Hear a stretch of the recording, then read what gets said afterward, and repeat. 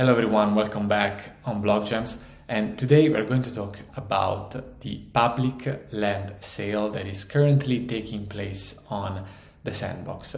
Now guys, if you have been following this channel for a while, you know that I've been covering the Sandbox a lot recently. And what is the Sandbox? The Sandbox is a gaming universe that is taking place on a virtual world, a map composed by 166 plots of land, where every plot of land, each plot of land represent an NFT traded exchangeable on the Ethereum blockchain.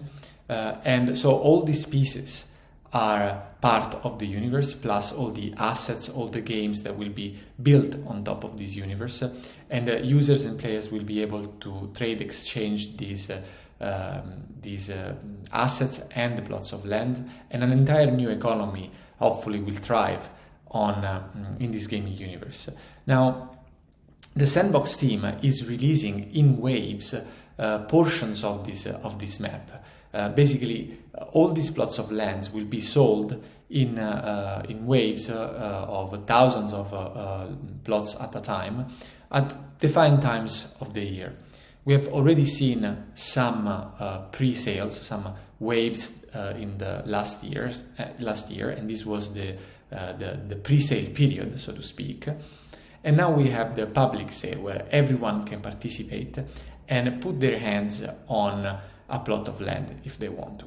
We've seen the very first wave in February, at the beginning of February this year. We've seen another public land sale a few weeks later. And we are seeing right now the third wave.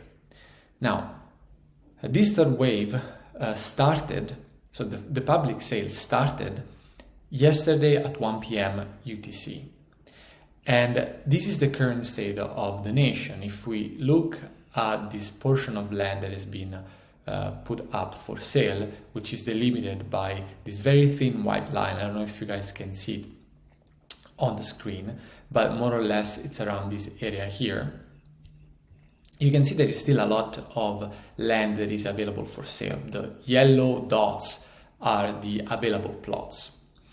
And this is unusual for the Sandbox, because if you guys recall, when I discussed the previous public land sales, we have seen that land was going away, was selling like hotcakes.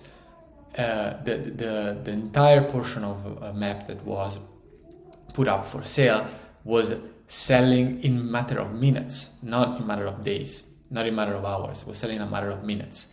So this is a bit of an exception, and this is also what I want to discuss today.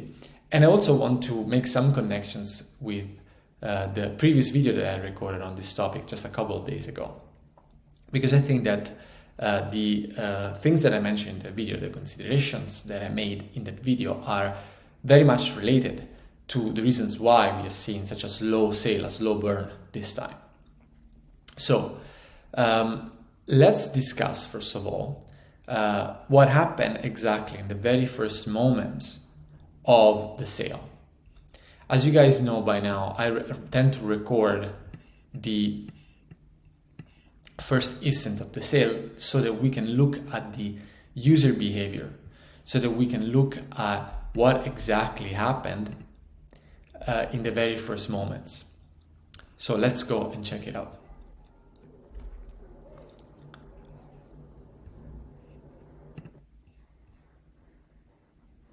As we can see, basically in not even 5 seconds, all the estates, all the larger lots were gone. And this makes a ton of sense. Why? Because if we go and look at the price points in this third wave, in this public land sale that we are analyzing right now, we see that for one single plot of premium land, you would get you would have to pay 4,683 cents. Of course, you would have some NFTs in it, so of course there will be value attached to other things. But at the end of the day, if you wanted to buy just one single plot of land in this sale, this is how much you had to pay. because you had this tying, this bundle together with other assets that you were obliged to purchase together with it if you wanted to buy just one single lot of land or two, for instance. However, if you have a slightly deeper pocket, you could get land at a much cheaper price because you would get basically 9 units for less than 1,000 each. This is very interesting. Now, they say that they would have 5% discount, but in reality, I'd say that this is much more than 5% discount. Why? Because on the secondary market, 1 unit of land, of non-premium land, is selling for this kind of prices, basically 0.6 Ether, which is in sand amount as of today, 2,200. This is something we have covered already in the previous video, but looking at this in an ex post perspective, after we see the land selling live in front of our eyes, it's a different story, right? We see this narrative playing out. And we see that basically if you bought an estate, you would see 1 unit of land in that estate. So 1 mini square of 1 by 1 that composes the largest square of 3 by 3, appreciating immediately of 1x, even more than 1x. So you will be able to flip that estate, assuming liquidity is there, but you will be able to flip that estate immediately for 100% more in terms of price. And what is important to state is also that, as we mentioned before, the value of one land in the bundle of the premium land, so the NFTs plus the land, is more or less 45%, 40, 45, max 50% of the price that we are paying. Why? Because on the secondary market, this is what we can charge for one lot of land. If it's premium land, maybe it's more, but we are in that neighborhood. So how much are these NFTs valued at?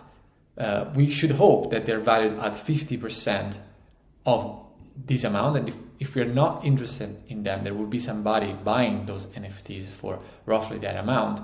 But we will see in the future what will be the price, which price point these NFTs in the bundle will hold.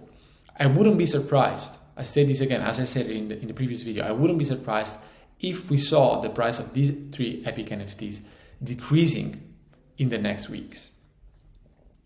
So, what is important to add here, guys? Something that I also said in the previous video.